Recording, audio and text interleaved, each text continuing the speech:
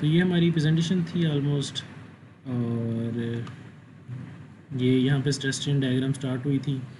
तो मैंने आपको बताया था कि फिर हम दूसरी स्लाइड्स पे चले गए थे, और उसके बाद फिर हम आगे मूव करते हैं। इसमें डक्टिलिटी का बताया। अब डक्टिलिटी आपको समझ आ गई है कि कोई भी मटेरियल जिसकी प्लास्टिक डिफॉर्मेशन बहुत ज़्यादा हो सकती है तो वो डक्टाइल होता है आपके पास।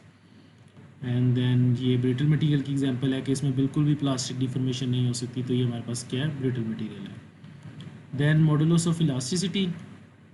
मॉडल ऑफ इलास्टिसिटी यहाँ पे एक्सप्लेन किया हुआ है। इसको बेसिकली हुक्स लॉ भी कहते हैं। हुक्स लॉ का मतलब क्या है कि जब तक आपके पास इलास्टिक लिमिट है, इलास्टिक लिमिट कहाँ तक है, यहाँ तक, आपको आइडिया हुआ यहाँ तक, ये यहाँ से लेके यहाँ तक हमारे पास क्या इलास्टिक लिमिट, मतलब क्या यहाँ पे फोर्स छोड़ेंगे मटेरियल अपनी वापस ओरिजिनल हालत में आ जाएगा, तो ये इलास्टिक लिमिट है।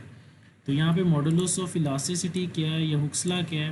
हुक्स लॉ बेसिकली ये कहता है हमारे पास कि stress is directly proportional to strain, और कहाँ तक क्या है, इलास्टिक लिमिट तक, कि जैसे जैसे आप स्ट्रेस लगाएंगे वैसे वैसे उसमें स्ट्रेन प्रोड्यूस होगा, मतलब स्ट्रेस ज़्यादा लगाएंगे स्ट्रेन ज़्यादा प्रोड्यूस होगा, डायरेक्टली प्रोपोर्शनल है।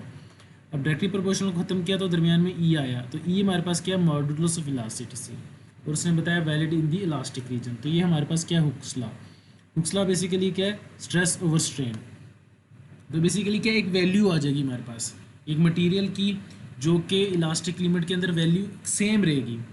मॉडुलस ऑफ इलास्टिसिटी क्या होगी, सेम वैल्यू होगी, और वो बेसिकली क्या होगी, स्ट्रेस ओवर स्ट्रेन, और ये वैल्यू कांस्टेंट रहेगी। लेट्स सपोज 20 वैल्यू होती है, ये स्टील के लिए होती है, एग्जांपल दे रहा हूँ आपको, 20 होती नहीं पर एग्जांपल दे रहा हूँ, पर ये कांस्टेंट रहेगी। कहाँ तक रहेगी, इलास्टिक रीजन के अंदर ये वैल्यू कांस्टेंट ही रहेगी, और इसको उसने क्या नाम दे दिया, मॉडुलस ऑफ इलास्टिसिटी। ठीक है, समझ आ गई मॉडुलस ऑफ इलास्टिसिटी क्या है।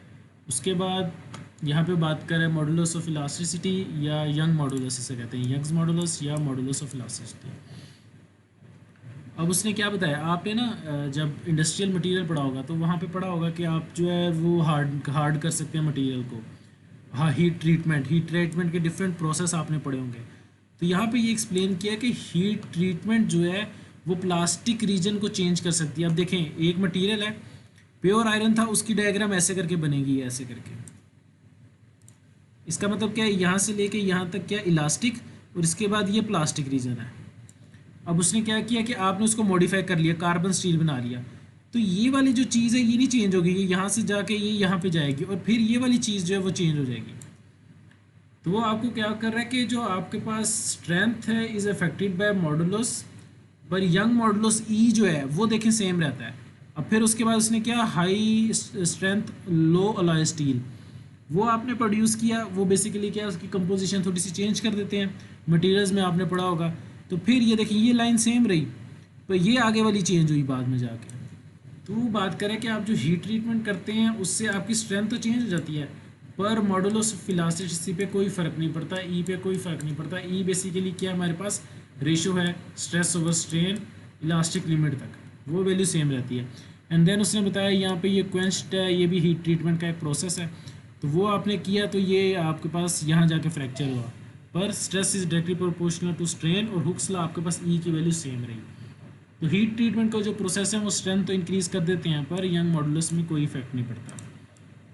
इस स्लाइड में ये एक्सप्लेन किया गया, और ये भी हमें कहाँ से पता चला, स्ट्रेस स्ट्रेन डायग्राम से।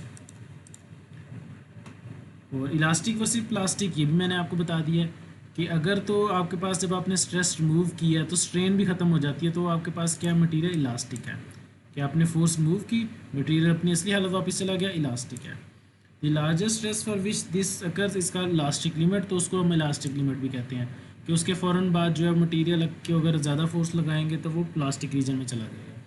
और यहाँ पे लिखा हुआ है प्लास्टिसिटी की डेफिनेशन, वो ये लिखी हुई है कि जब आप मटेरियल के ऊपर से फोर्स रिमूव करें और वापस वो अपनी ओरिजिनल पोजीशन में नहीं जाएगा, तो फिर वो बेसिकली क्या हो गया आपके पास, जिस तरह उसने यहाँ पे बताया कि यहाँ पे सी पॉइंट पे गए, सी पॉइंट पे आप बी पॉइंट पे फोर्स रिमूव की तो ये वापस चला गया अपनी ओरिजिनल पोजीशन पे। पर अगर आप सी पॉइंट पे ले गए और सी से, तो यहाँ पे आ गया डी पॉइंट, मतलब ये डिफॉर्मेशन इसके अंदर रह जाएगी, लाइक हो सकता है 0.2 मिलीमीटर हो, जितनी भी हो। तो फिर वो जो डिफॉर्मेशन जब रह जाती है तो फिर उसमें क्या कहते हैं, मटेरियल सेट टू बी है प्लास्टिकली। तो ये भी अब आपको क्लियर हो गया, ठीक है। नेक्स्ट हमारे पास फटीक का उसने बताया, फटीक का उसने कहा एस एन डायग्राम से आप देख सकते हैं। एस बेसिकली क्या हमारे पास स्ट्रेस और एन के नंबर ऑफ साइकिल। देखिए एल्यूमिनियम की बनाई हुई है कि अगर आपके ऊपर 40 किलो पास्कल स्ट्रेस लगती है तो ये देखें कितने साइकिल के बाद फेल होगा, मतलब 40 किलो पास्कल जब लेस सपोज ये आ जाती है हमारे पास 10,000, तो 10,000 टाइम 40,000 लगेगी तब जाके फेल होगा। और अगर ये साइकिल बढ़ जाते हैं, लेस सपोज ये 1 लाख हो जाता है, तो फिर अब देखें लेस सपोज 35 किलो पास्कल पे ये फेल हो जाएगा। मतलब क्या है कि जितने ज़्यादा साइकिल होंगे उतनी जल्दी फेल हो जाएगा, उतनी कम फोर्स पे फेल हो जाएगा। अब लेट्स सपोज आप ये बात करें 10 पावर 6 के, तो देखें अब वो let's suppose like 25 kilo pascal आपने जो स्ट्रेस लगाई है और उसी पे ये फेल हो गया। तो ये बात करें कि जितने ज़्यादा नंबर ऑफ साइकिल, फटीक की बात करें ना, फटीक में आपको पता है कि नंबर ऑफ साइकिल थे, कि जितने ज़्यादा नंबर ऑफ साइकिल उसके ऊपर फोर्स लगाएंगे उतनी ज़्यादा वो स्ट्रेस कम बियर कर सकेगा। ठीक है, लोडिंग साइकिल। और यहाँ पे एक लिखा भी हुआ है कि अगर लेट्स सपोज ये आप फोर्स लगाते हैं यहाँ तक, लाइक आप फोर्स हमेशा 20 की स्ट्रेंथ 20 किलो पास्कल की फोर्स लग रही है, तो देखें ये कभी भी स्टील अगर होता, स्टील की ये वाली इसकी बात करें तो ये कभी भी फेल नहीं होगा। तो यहाँ पे लिखा हुआ है कि अगर फटीक जो है वो स्ट्रेस के सिग्निफिकेंटली लेवल कम है, तो आप जितनी मर्जी टाइम ये लोडिंग कर लें ये फेल नहीं होगा। लोडिंग कब फेल होगा, जब वो एक ख़ास लिमिट लाइक 40 आप बहुत बार लगाएंगे। 40 देखें 40 अगर लगता है इतना टाइम 10⁻⁴ टाइम्स तो ये फेल नहीं होता। पर अगर ये 10⁻⁵ लगता है तो भी फेल नहीं होता, पर अगर 10⁻⁶ टाइम लगता है तो ये फेल हो जाता है। वो 40 नहीं चेंज करें पर साइकिल चेंज करें।